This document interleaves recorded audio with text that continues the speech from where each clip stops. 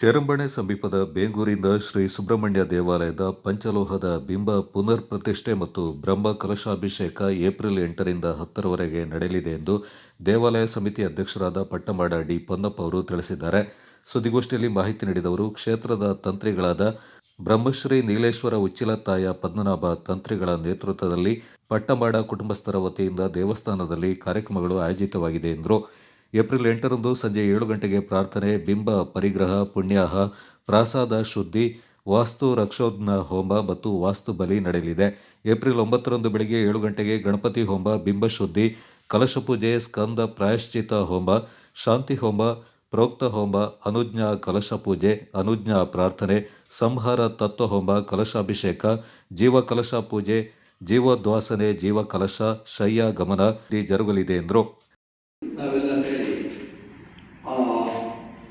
ನಮ್ಮ ಕೊಡಗಿನ ತಂತ್ರಿಗಳಾದ ನೀಲೇಶ್ವರ ಪದ್ಮನಾಭ ತಂತ್ರಿಯವರನ್ನ ಭೇಟಿಯಾಗಿ ಈ ಥರ ಪ್ರಶ್ನೆಯಲ್ಲಿ ಬಂದಿದೆ. ನಾವು ಅದಕ್ಕೆ ಏನು ಮಾಡಬೇಕು ಕುಟುಂಬ ಅಂತ ಕೇಳಾಗ, ನೀವು ನಿಮ್ಮ ಕುಟುಂಬದಲ್ಲಿ 5 ಮನೆಯಲ್ಲಿ ಸರ್ಕಳ ಸುಬ್ರಹ್ಮಣ್ಯ ಭಟ್ ಅವರಿಂದ ಅಷ್ಟಮಂಗಲ ಪ್ರಶ್ನೆ ನಿಲ್ಲಿಸಿ ಎಲ್ಲ ಪರಿಹಾರ ಪೂಜೆಗಳನ್ನು ಮಾಡಿಕೊಂಡು ದೇವತಾ ಕಾರ್ಯಗಳಲ್ಲಿ ಪಾಲ್ಗೊಳ್ಳಿರ್ತೇವೆ.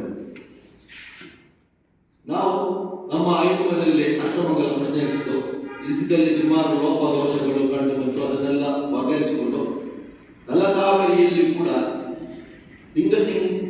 ತಿಂಗಳು ನಡೆಯುವಂಥ ನೈವೇದ್ಯಕ್ಕೆ ನಮ್ಮ ಕುಟುಂಬದಿಂದ ಅಕ್ಕಿ ಆ ಕಾಲದಿಂದ ಇವತ್ತಿನವರೆಗೆ ಕೂಡ ಯಾವ ತಿಂಗಳು ತಪ್ಪದ ರೀತಿಯಲ್ಲಿ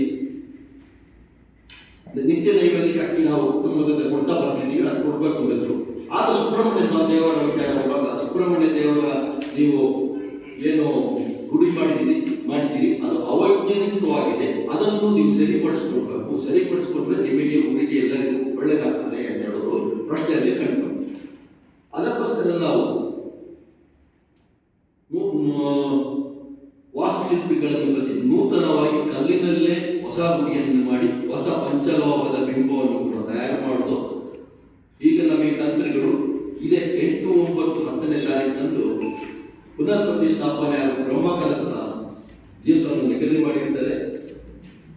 ಇಡೀ ನಮ್ಮ ಬೇಗೂರಿನಲ್ಲಿ ಒಂದೇ ಸುಬ್ರಹ್ಮಣ್ಯ ಸ್ವಾಮಿಯಾಗಿದೆ. ಅದು ಅಲ್ಲಿಗೆ ಭಕ್ತರು ಅನೇಕರು ಬರ್ತಿದ್ದಾರೆ. ತದನಂತರದಲ್ಲಿ ಈಗ ನಾವು ಸ್ವಲ್ಪ ಅಭಿವೃದ್ಧಿಗೊಳಿಸಿದ ಸಮಯದೊಳಗೆ ಇಡೀ ಕೊಡಗಿನಲ್ಲೂ ಇದು ನಮ್ಮ ಸುಬ್ರಹ್ಮಣ್ಯ ದೇವರ ಪ್ರಖ್ಯಾತಿ ಬೆಳೆಯುತ್ತಿದೆ. ಎಲ್ಲರಿಗೂ ಭಕ್ತರು ಬರಲಿಕ್ಕೆ ಶುರುವಾಗ್ತದೆ ಅಂತ ಅನಿಸ್ತದೆ. ಆದ್ದರಿಂದ ಆ ದಿನ 9, 10 ಎಲ್ಲ ಕೊಡಗಿನ ಎಲ್ಲ ಭಕ್ತವೃಂದದವರು, ನಮ್ಮ ಕುಟುಂಬದವರು, ಕುಟುಂಬದಿಂದ ಕೊಟ್ಟಂತ ನಾವು ನಮ್ಮ ಭಾಷೆ ಕಾಮನ ನುಡಿತೀವಿ, ತವರ ಮನೆ ಹೆಣ್ಣು ಮಕ್ಕಳು, ಆಮೇಲೆ ಇಡೀ ಊರಿನವರು ಎಲ್ಲ ಜಾತಿ ಭೇದ ಎಲ್ಲವನ್ನು ಮರೆತು ಆ ದಿವಸ ಅಲ್ಲಿ ಬಂದು ದೇವಸ್ಥಾನದ ಶುಭ ಗಳಿಗೆಯಲ್ಲಿ ಪಾಲ್ಗೊಂಡು ಎಲ್ಲರೂ ದೇವರ ಕೃಪೆಗೆ ಪಾಲ್ಗೊಳ್ಳಲಾಗಬೇಕು ಅಂತೇಳಿ ಈ ಶುಭ ಸಂದರ್ಭದಲ್ಲಿ ಕೇಳ್ಬೋದು.